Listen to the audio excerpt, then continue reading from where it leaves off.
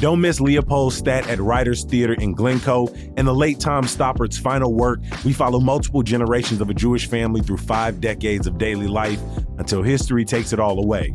The Tribune calls the Tony Award winner essential viewing, and Stoppard worked with director Carey Perloff on revisions exclusive to this production.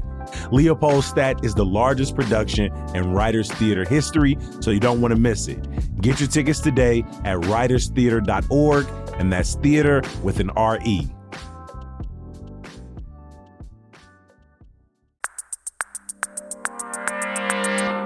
Today on CityCast Chicago, it's hot this week, fireworks are going off, and at least one of us has already finished the final season of The Bear. So let's break it all down. It's Tuesday, June 30th. I'm Jacoby Cochran, and this is what Chicago's talking about.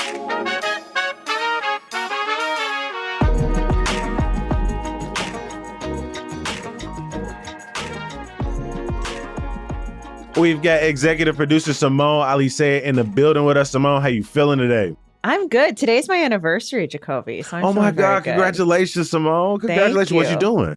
Well, we, over the weekend, we decided to celebrate and we went and did the Humboldt Park Swan Boats, which was delightful. I would love to do it again with a bigger group. You said when they announced it that you was gonna get it in this time. Yes. You was not gonna be behind the 8 ball this time around. My partner and I have had this list of like date ideas and stuff. And Humboldt Park Swan Boats has been on there long enough that the boats closed for a season and then returned. And so once they returned, we were like, okay, we got to do this. We have to do it. And it was, you know, there was some kind of party going on at the edge of the lagoon, at the far edge of the lagoon. And so there was like music playing and a bunch of people. And it was like, yeah, it was great. It was a great time. Apparently our producer, Emmy Mack, was at the party on the other side of the lagoon at Humboldt Park. So, you know, hey, it's a small town, right?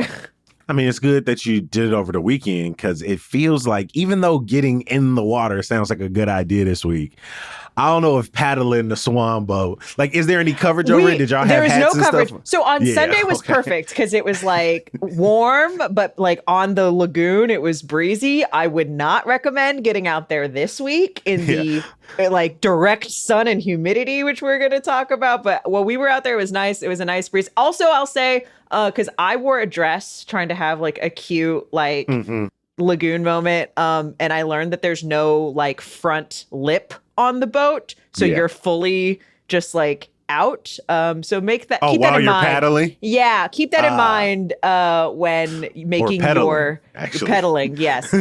Well, and to be fair, Jordan did most of the pedaling. I steered. I did steer. I did do the navigating. I mean, over the last 6 weeks, we've mostly been talking about a rainy, wet, mild start to summer. Pretty windy, pretty stormy. But it sounds like as we turn the corner into July, things is looking a lot different this week. Yeah. So starting, you know, as of Monday, you know, temperatures into the 90s, pushing 99 degrees by Wednesday. But that feels like temperature, the heat index, well into the hundreds, 100 up to maybe 108, 109, right? The reason why it feels even hotter than it, you know, quote unquote, actually is because of the humidity. And you know, that's just the high during the day when the sun's out. Overnight, we're talking temps around 75 degrees at night in the dark while you're sleeping. It's not cool. On top of that, you know, I mentioned the humidity. Our humidity is made worse by corn sweat. Probably one of the worst turns of phrases. Remind me what that is exactly. Yeah, so basically corn does this thing called evapotranspiration. Basically, as part of its process, it kind of like exhales water. And so the 11 million or so acres of corn planted around Illinois exhales about 4,000 gallons of water per day. And throwing all that water into the air makes it feel more humid, which of course makes the heat feel hotter. On top of that, we've, of course, been talking all spring about rain and the wet spring we've been having. That has also made the air really hot and humid.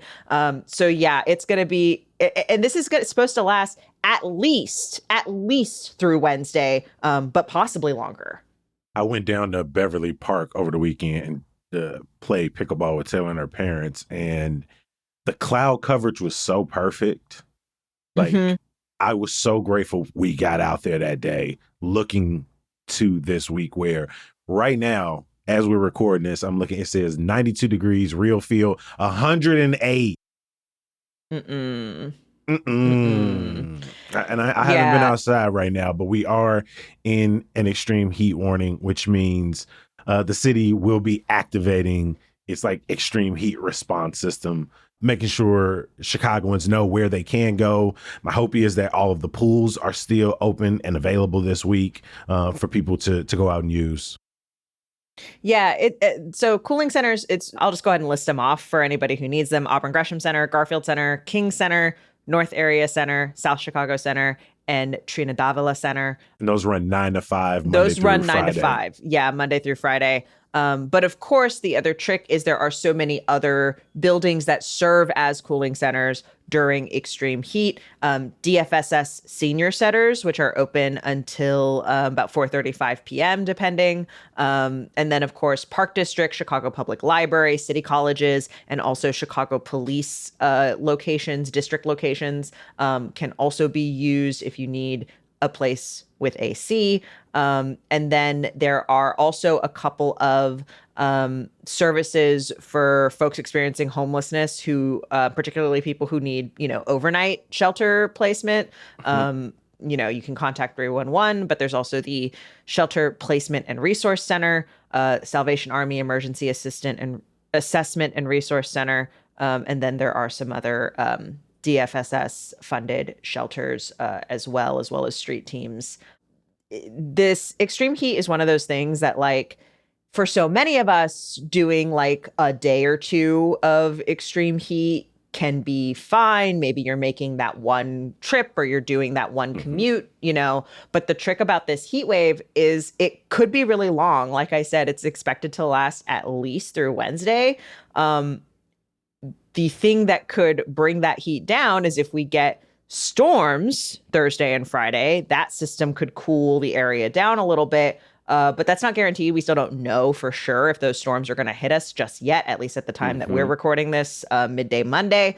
And the other problem is if we do get those storms, the high heat and humidity will probably make those storms a bit more dangerous, a bit more severe. So, it's sort of 6-1 how you slice it this week as far as the weather goes. It's going to be a lot of, in addition to, checking in on your neighbors, the people vulnerable in your community, there's also going to be a lot of pet warnings this week between the extreme heat and the fireworks of the weekend. I do not envy the dog owners this week who got to get outside multiple times a day. One thing to remember for pet owners out there that I think a lot of people forget is protect your pet's feet. If it's too hot for you to stand on concrete, it is too hot for your pet, and their little toe beans can get hurt. It's a busy week. Obviously, it's another holiday weekend. People are certainly, regardless, people are going to be out. They're going to be doing stuff. Stuff is going to be happening.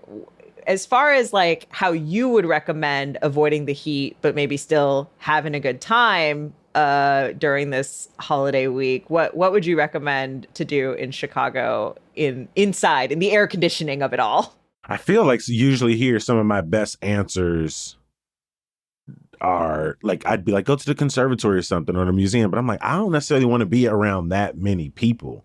Like, I would go to a movie and watch a movie that is like not well attended, like a movie that's been out for a couple of weeks now and ain't got that many people butts in the seat, so you can kind of be in there by yourself, big ass air conditioned room. Like, I don't want to go to a concert right now and be right next to that many people. Yeah, I don't need to deal with both corn sweat and people sweat, I think, is maybe the moral of that story. See, I think you could still do the big museums quite well, actually, with limited kind of crowding, particularly if you plan your route right. So I think like now's a great time to do like, underrated treasures of the Art Institute, Right. like spend some time on the like at the Shed, the whole top level is mostly like freshwater and local fish and stuff like that. I maybe don't I would maybe not do Pokemon fossils at the field. I feel like that's gonna get very busy. I will say this is probably a week to also check in on like mutual aid networks in your neighborhood and across your communities, because I know they're going to be trying to deliver extra groceries, extra water this week. And so people may need extra hands, extra packers, extra drivers this week. Or You even know, if you're the friend with the car and your friends mhm. are transit riders, maybe offer up the carpool, right? To stay in that AC. Well, because sometimes those buses and trains, right? Like this, they are air conditioned, but like the trains in particular, with the doors opening so much, et cetera. And if you don't know how long you have to wait on that platform and how much shade that platform is going to have, Mhm. so as someone who's the friend with the car, Right. I was like, look at you offering it up. You was the only person on this team who got the permanent car. And so you put your money where your mouth is. I try. I really do try.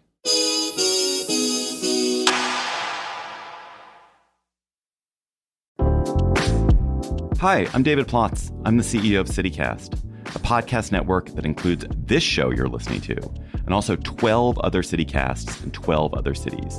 And each one knows their city as well as your local team knows yours. So isn't it time we connected them?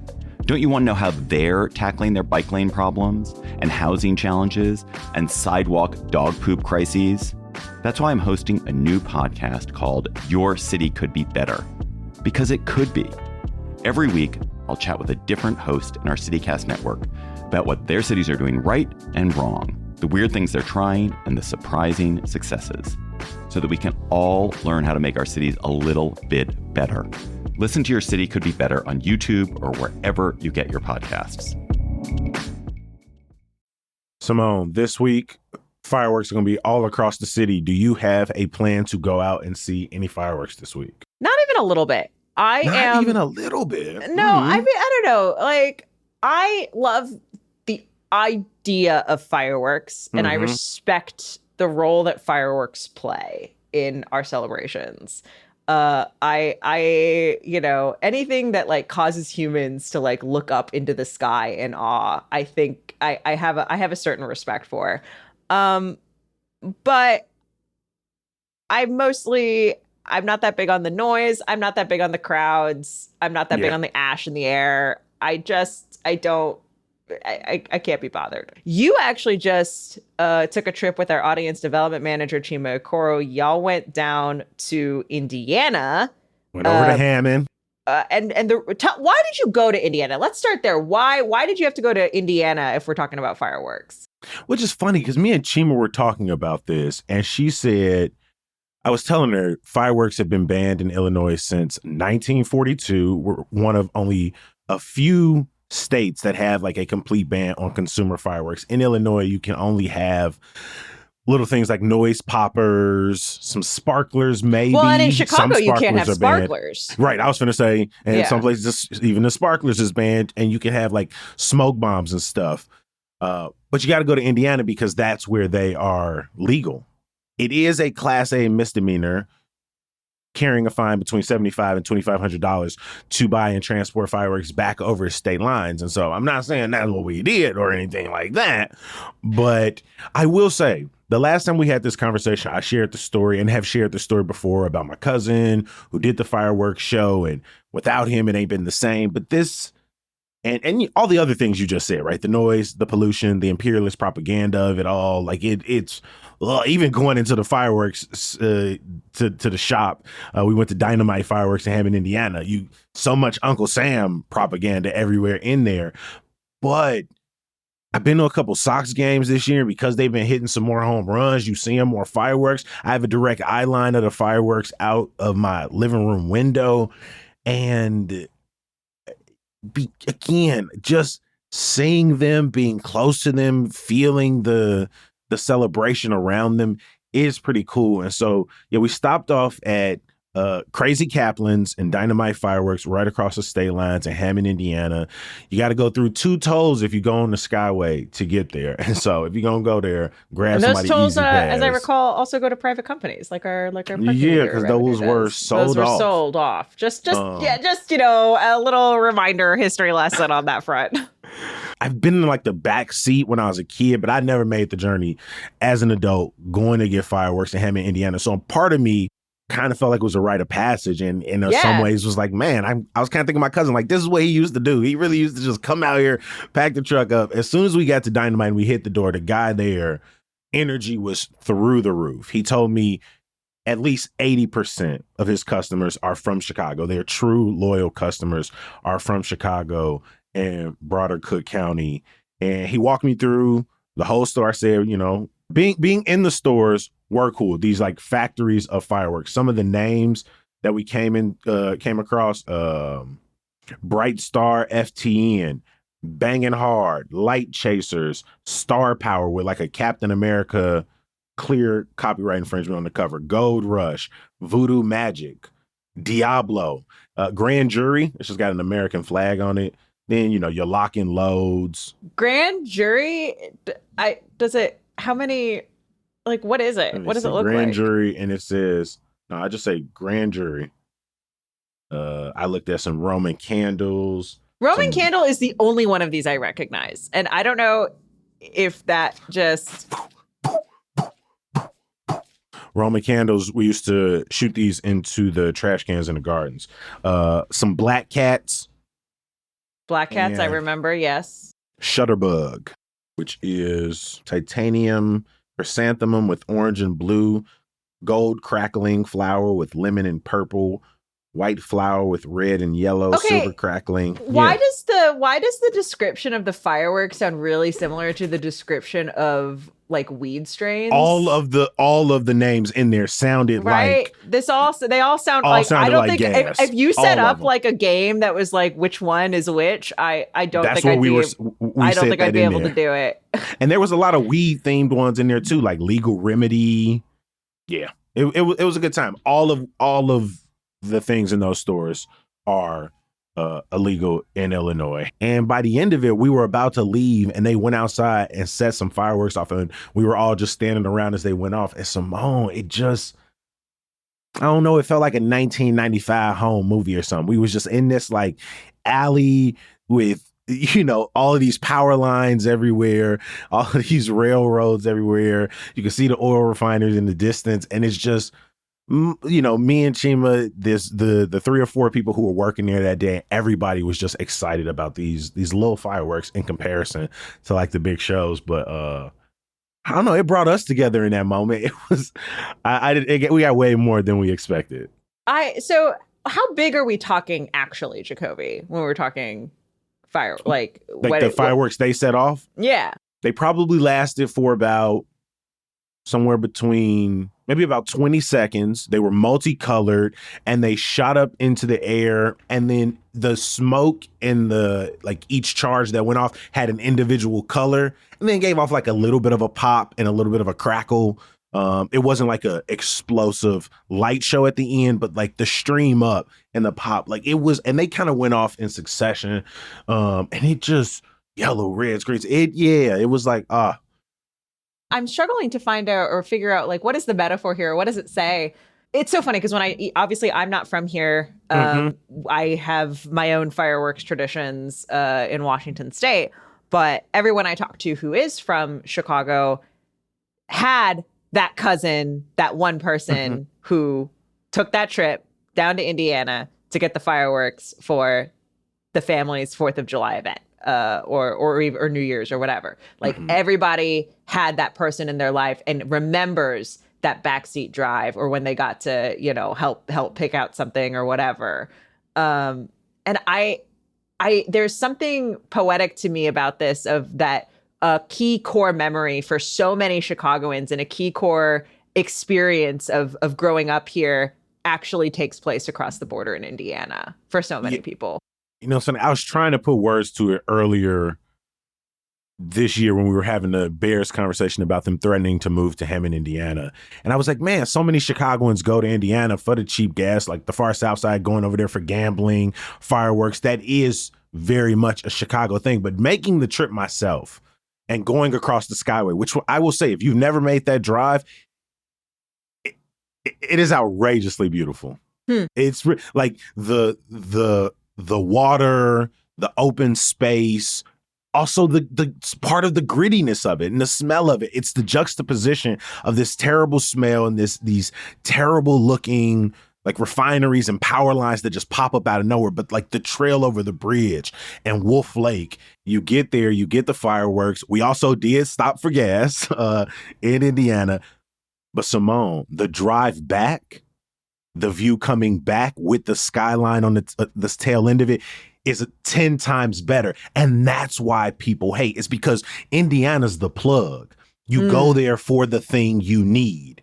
And all of the people we know who move there, yeah, some of them chose to leave the city, but there was a reason. They couldn't afford something. They couldn't find a good place or a job where like they didn't go there because they didn't want to be in the city. You get what I'm saying? So yeah, the idea that the plug and like the place that you go for cheap gas is about to like, oh, I'm gonna have to come here for Bears games. Like it's this.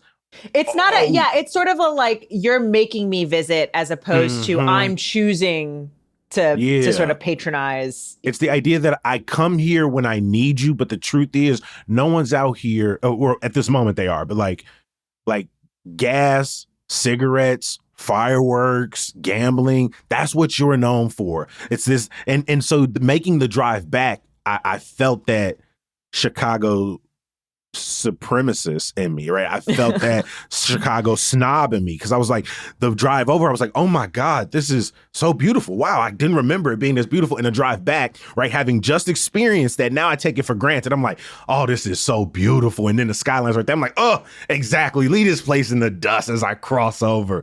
Even though Buddy, who worked there, who had all this energy, from the south side of Chicago. And other people work there from Indiana. There's some good relationships. I had an editor who commuted. Level. I used to have an editor who used to commute from Northwest Indiana.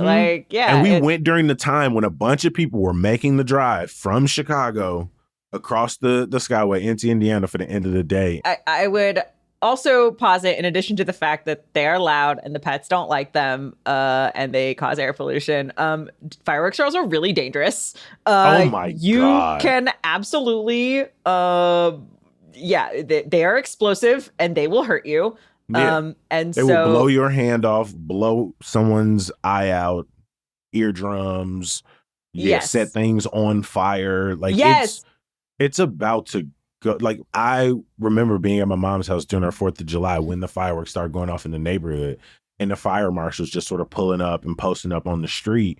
But like, you really wouldn't get the sense that they're banned here beyond the fact that you can't buy them because they are everywhere. Everyone's popping them off. And again, the fire marshals, the police, no one came out and stopped, the local fireworks show. They kind of just let it this is going. One of those things that like, I think socially we have kind of agreed to on some level of just by virtue of living in a city and like we all have to live together. To me, it's the same as like, again, drinking at the park or drinking at the beach. Technically not allowed. Technically you're not supposed to do it, but like who among us isn't having a beer when we're out grilling at the beach for the summer? Like it's just not, you know what I mean? And I think fireworks are very similar. Yeah, it's so interesting. And also so clearly like an industry that mirrors firearms in a way that like the ease of going over there, getting the fireworks. Well, again, allegedly, some of them look like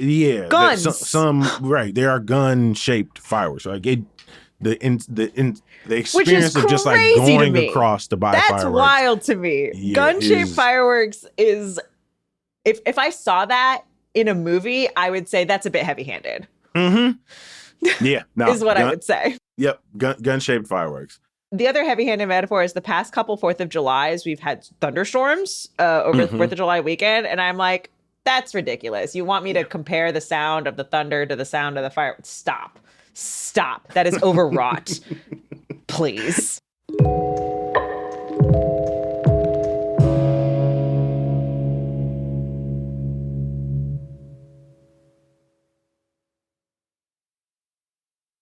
Simone, I am actually shocked that you sat down and watched an entire show in one sitting.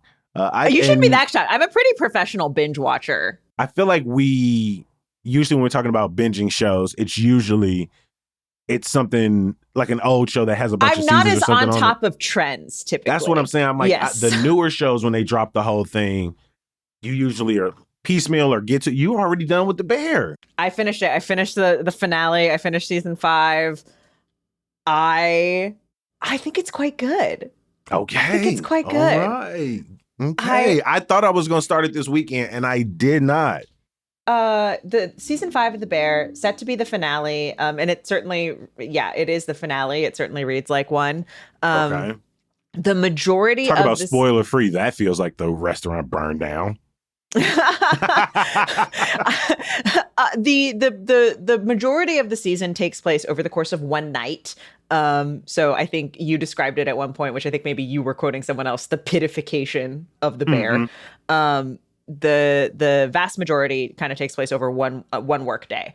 And it starts the sort of like inciting conflict of the entire season is one of the stormiest days. A big, massive, destructive thunderstorm is hitting Chicago, which I gotta say, to see that opening after experiencing recent storms and one of the stormiest springs on, like, that really hit for me. Like, I was like, oh, this is true. This is accurate. This is, I think they even like feature clips, like recent news clips from actual storms and actual weather reports. Does it feel like the footage is also capturing some of that? And sounds like absolutely. I don't know if they're borrowing some of that or if they recreated it, but it felt accurate. I was like, these are visuals. Somebody went back to the editing room and was like, oh, hey, don't lock it in yet. Don't lock it in.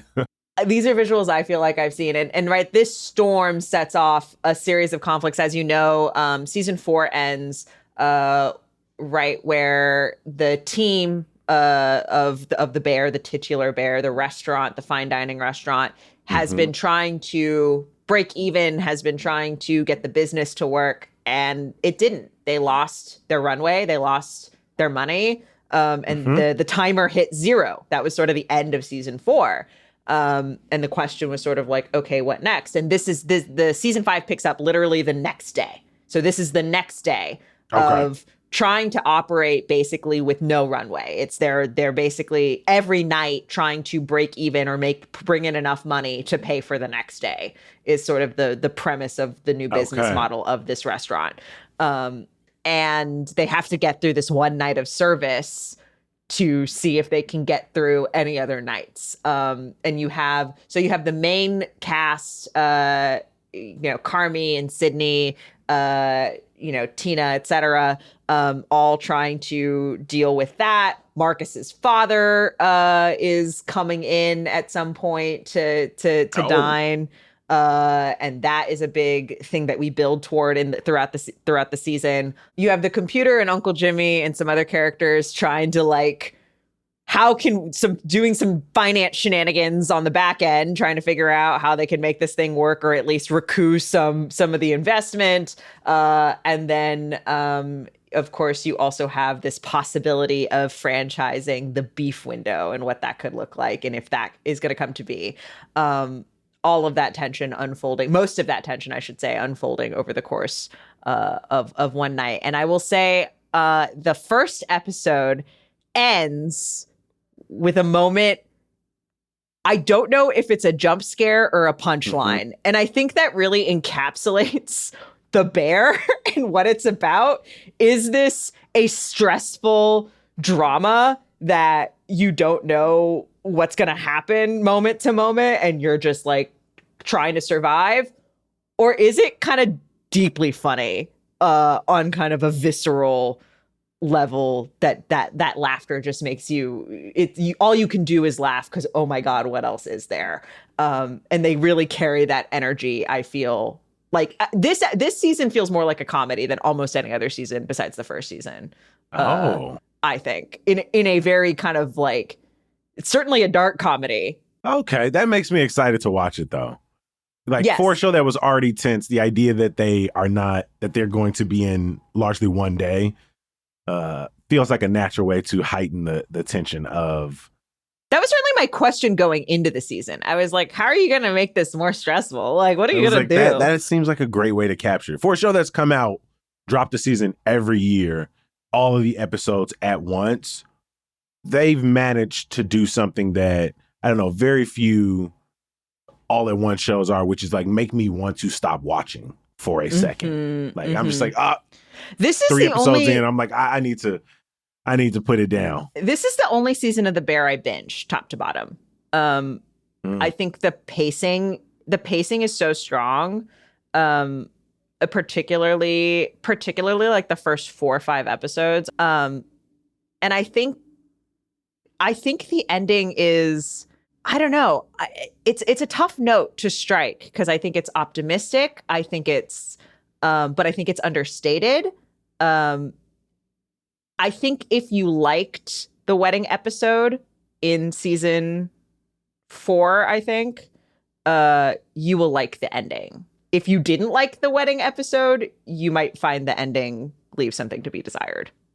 But okay. I liked the wedding. I liked the wedding episode. I did too. I really liked it. How Under the Table kept getting bigger and bigger. I liked how ridiculous it got and sort of like not believable it was. But I know there were some people who didn't like it, who felt like it was this kind of weird, rosy moment in a series where you don't get a lot of those, that it was too corny or whatever.